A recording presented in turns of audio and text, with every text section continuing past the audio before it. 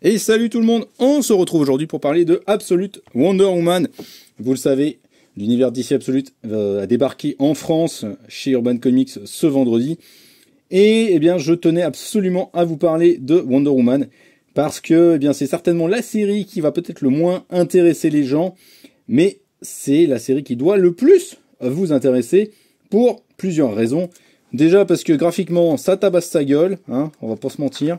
Voilà, Aidan Sherman, c'est un buteur absolu au niveau des planches. Vraiment, il fait des compositions complètement foldingues. C'est vraiment prodigieux au niveau visuel. Les découpages sont juste d'une beauté, mais vraiment incroyable. Et puis, il y a plein d'idées de composition, comme ces bandes horizontales dont j'ai beaucoup parlé ces derniers temps. C'est vraiment d'une beauté sans pareille. Et puis, Absolute Wonder Woman, c'est aussi une superbe réécriture du personnage. À la fois, ça fonctionne comme un parfait point d'accès si vous ne connaissez pas du tout le personnage de Wonder Woman. Et ça fonctionne aussi pour ceux qui la connaissent.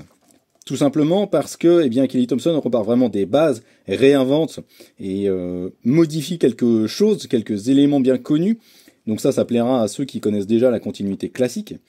Pourquoi ? Eh bien, parce que voilà, on repart vraiment de zéro quand Diana est encore un bébé, et elle est amenée voilà à Circé, la sorcière qui est condamnée aux enfers, dans une prison dont elle ne peut s'échapper.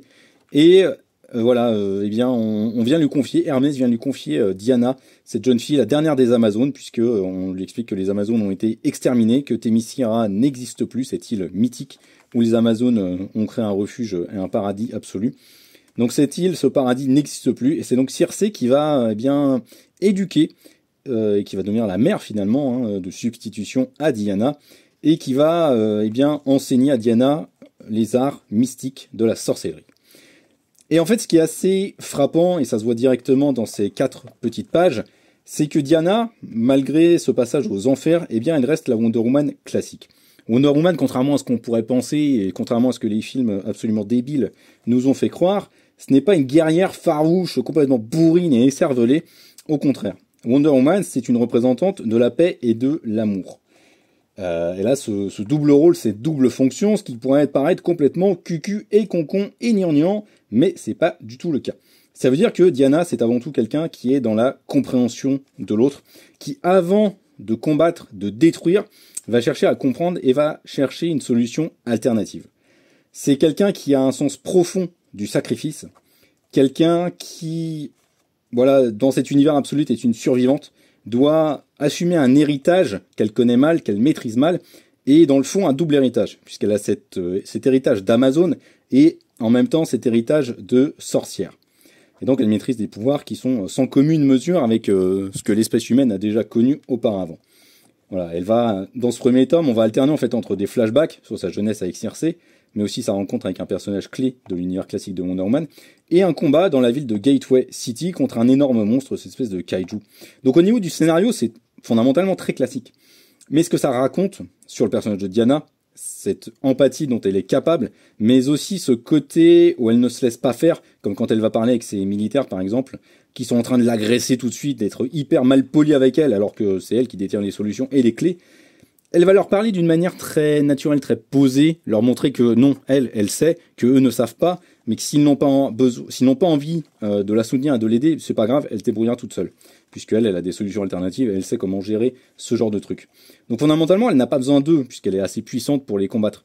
Mais il ferait mieux de l'écouter, puisqu'elle sait, elle connaît les clés, et elle a tous les éléments pour venir à bout de ces créatures et de ces monstres. Et donc ça va alterner avec des flashbacks sur sa jeunesse et donc ses moments présents avec cette grande bataille contre ce monstre démesuré. Je m'avance pas trop parce que sinon je vais vous spoiler, ce serait quand même dommage.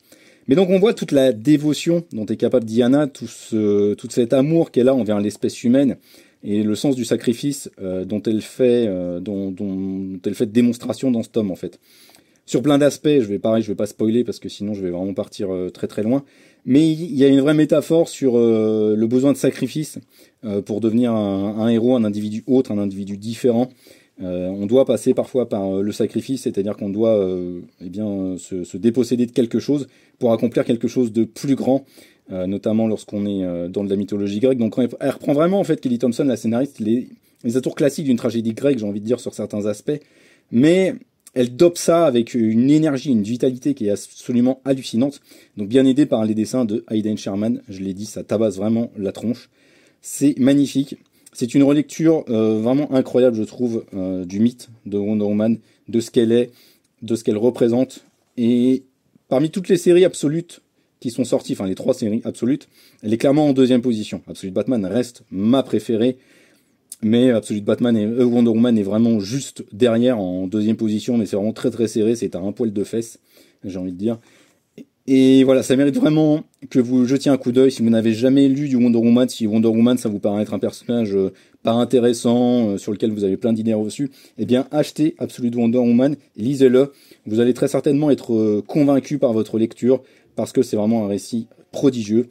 Voilà, les dessins d'Aidan Sherman vous bloqueront peut-être, parce qu'il y a ce trait un peu ligne claire, les visages sont parfois un petit peu chelous, mais ça a une patate, une énergie qui est folle dingue, les compositions, les idées de mise en scène sont complètement dingos, la représentation de Diana, je veux dire, voilà, elle est super grande, comme elle est censée l'être, elle est très baraque, elle est très musclée, comme elle est censée l'être à l'origine, il y a un vrai respect pour le personnage, qui fait plaisir à voir, qui fait plaisir à lire, et moi j'ai été convaincu, conquis, de toute façon la ligne absolue, c'est un de mes trucs préférés en ce moment dans les comics, et je vous encourage très très fortement à foncer dessus, parce que c'est une petite bombe, donc ne le ratez pas, vous risqueriez de le regretter très très fortement.